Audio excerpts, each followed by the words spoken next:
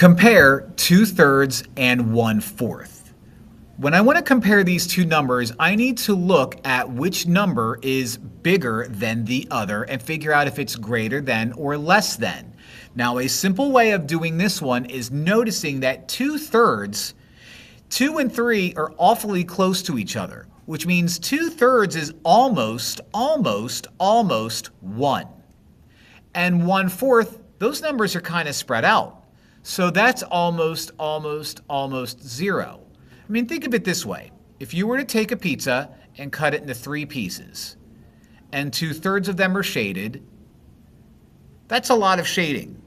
If I were to cut 1/4 into pizza, I would only shade one of them.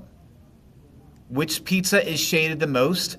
2/3, and it's not even close. So we would say that 2/3 is greater than, which is this symbol right here, 1/4. And that's how we compare the two.